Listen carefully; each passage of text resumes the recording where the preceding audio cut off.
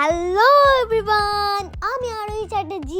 আজকে আমি চলে গেছিলাম the Hindustan residency red onion.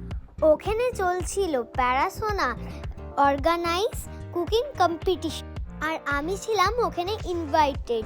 তাই ধন্যবাদ জানাবো প্যারাসোনার প্রত্যেকটি মেম্বারকে।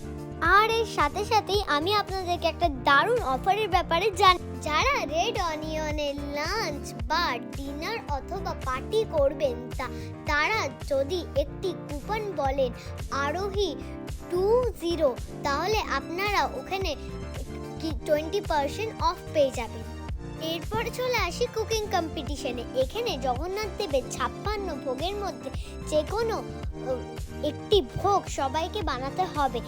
অমনিভাবেই আমাদের কুকিং কম্পিটিশনটা হচ্ছিল। আমার তো সবারগুলোই খেয়ে খুব ভালো লাগলো। এইখানে পরিচয় হয়ে গেল খনকধারার অনেকগুলো ম্যামের সঙ্গে। কম্পিটিশনটা জাজ করছিলেন বিন্দু ম্যাম এবং অঞ্জলি ম্যাম। এত টেস্টি খাবারের মধ্যে ওনারা বেছে নিয়েছিলেন টপ 3 জন।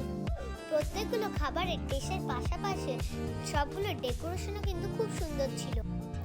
এখানে তো ফার্স্ট সেকেন্ড থার্ডের জন্য গিফট এবং সার্টিফিকেট ছিলই, আর যারা পার্টিসিপেট করেছিল তাদের জন্য কিন্তু ট্রফি এবং গিফট আর সার্টিফিকেট ছিল।